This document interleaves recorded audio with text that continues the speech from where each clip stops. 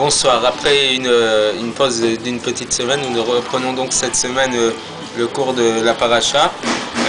Ça va être la paracha qui va clôturer le premier livre de la Torah, donc la paracha de Vayechi, dans laquelle Yaakov Avinu va bénir l'ensemble de la communauté d'Israël à travers ses 12 enfants qui sont les 12 tribus d'Israël. Avant tout, donc j'aimerais dédier le cours à la mémoire de quelques personnes. Premièrement, à la mémoire de la mère d'un ami qui nous a quittés peu avant Shabbat, qui s'appelle Cécile Rivka Batninet. Je passe un bonjour à ses 3 enfants, ses petits-enfants, arrière-petits-enfants, frères et sœurs. Je vous souhaite beaucoup de courage dans ce moment difficile.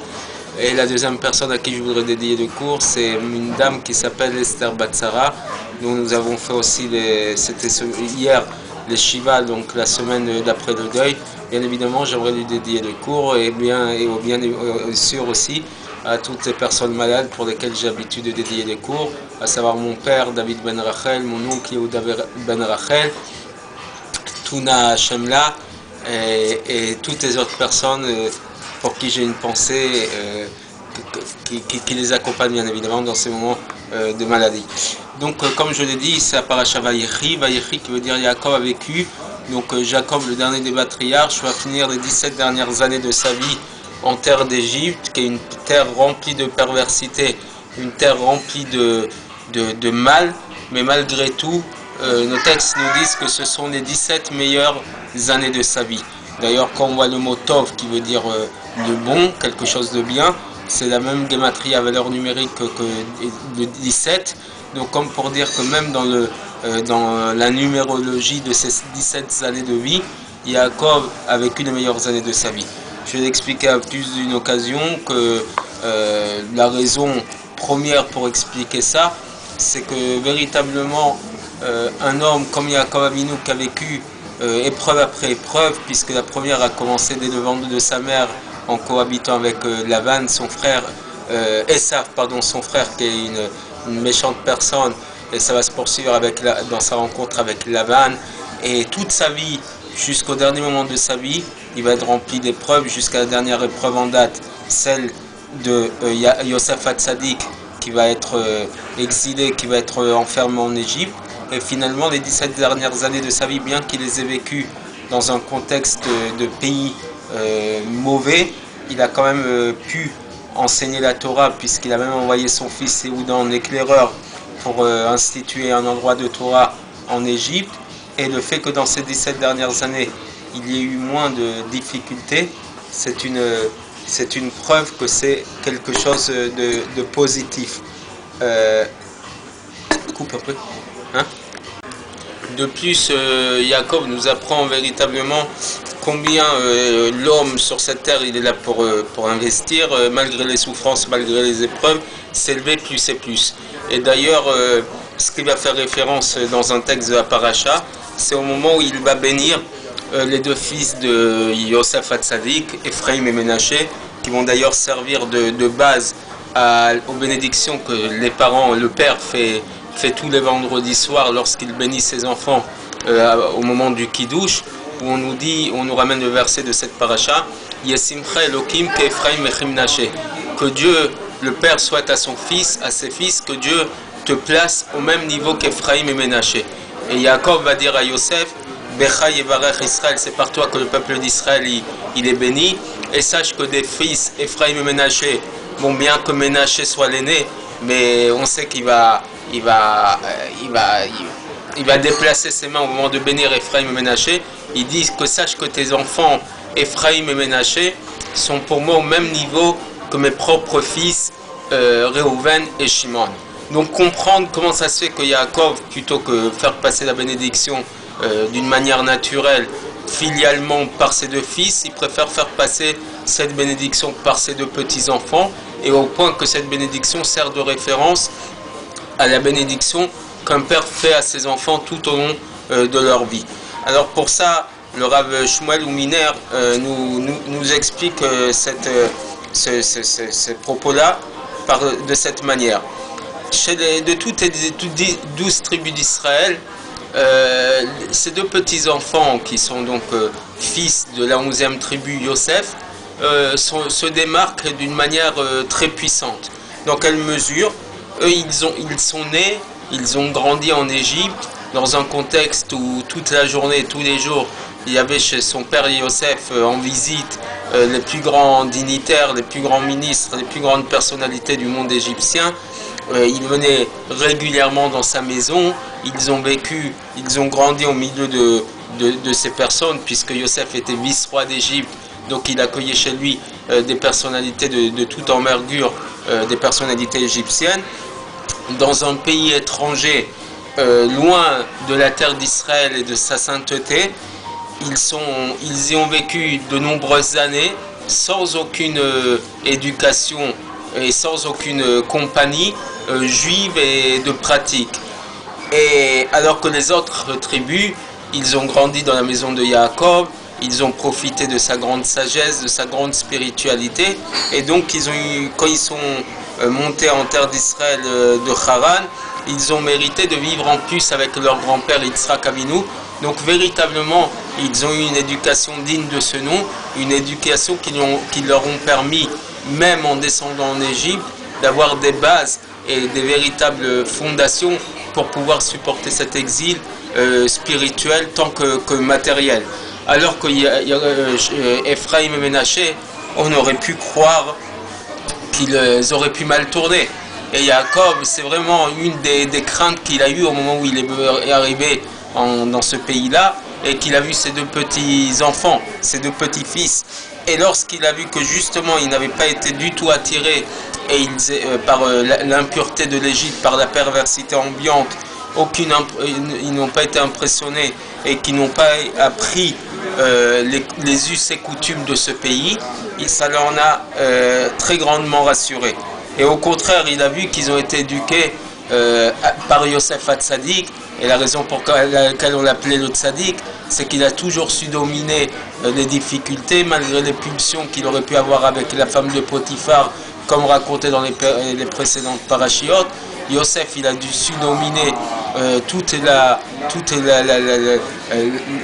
côté malsain qui l'entourait, et de cette manière-là, il a éduqué ces deux garçons, donc dans le chemin de la Torah et de la crainte, au point que Yaakov, il a trouvé qu'ils étaient dignes de compter parmi les 12 tribus d'Israël.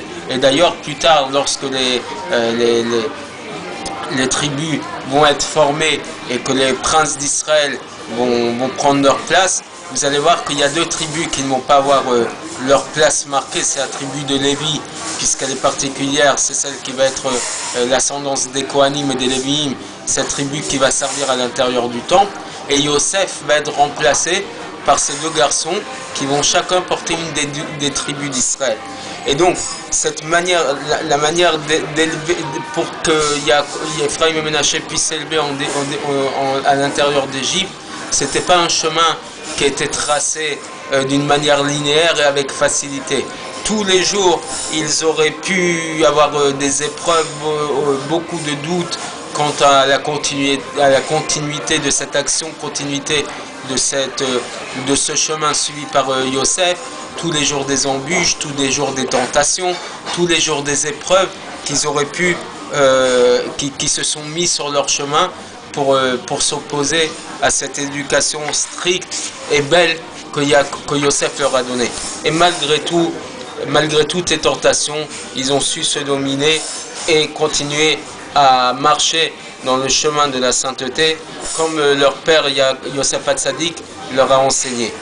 Et cette intention, c'est l'intention que tous les pères doivent avoir au moment où ils bénissent leurs enfants le vendredi soir à la table de Shabbat, puisque nous sommes tous confrontés dans notre vie de tous les jours, dans notre vie physique, à toutes sortes de tentations, à l'extérieur de nos maisons. L'ambiance n'est pas toujours propre à une éducation juive. Dans les écoles, même les écoles juives, il y a des tentations qui peuvent nous amener à des idéologies qui soient contraires à la foi juive, contraires à l'éducation que nos parents nous donnent dans les maisons. Malheureusement, les gros mots et les grossièretés s'entendent même dans les cours d'école juives. Et donc, c'est ça que le père lorsqu'il a comme intention, lorsqu'il bénit ses enfants. Soyez à l'image d'Ephraim et Ménaché. Eux, ils avaient des tentations nettement plus compliquées, nettement plus grandes que nous, de tomber dans les pièges de la délinquance ou de la mauvaise éducation, et malgré tout, ils ont su se comporter comme des jeunes enfants juifs doivent se comporter.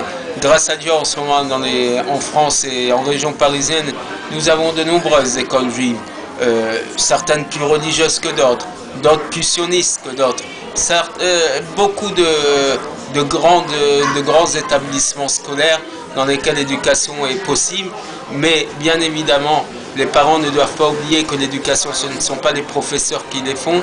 Les professeurs servent à encadrer les élèves pendant leur journée d'études, servent peut-être à leur donner des orientations de réflexion. Mais la plus grande éducation, c'est celle qui est donnée à la maison, à l'intérieur de la maison.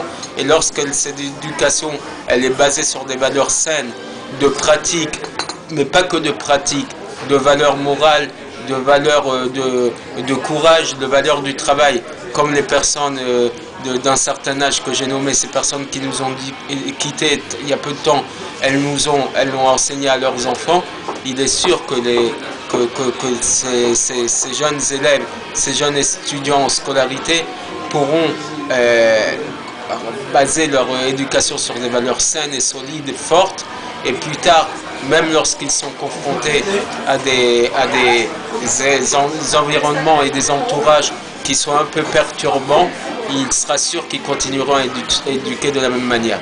Et c'est peut-être pas un hasard si cet enseignement vient juste avant la paracha, le deuxième livre de la Torah, l'Exode, dans lequel on va parler de l'esclavage en Égypte, parce que finalement c'est ce qui va donner l'éducation aux 600 000 personnes qui vont quitter la terre d'Égypte plus tard pour recevoir la Torah. Ces valeurs fortes, les noms, les prénoms que les patriarches ont donnés à leurs enfants, des prénoms juifs, des prénoms hébraïques, et les coutumes, les habitudes qu'ils leur ont données, qui vont leur permettre, malgré l'assimilation en Égypte, de continuer à préserver dans leur foyer une éducation digne de ce nom, et qui va leur permettre d'évoluer. Je terminerai juste en disant, Yaakov Avinu Lomet, un des maîtres disait à son élève, notre père Yaakov n'est pas mort.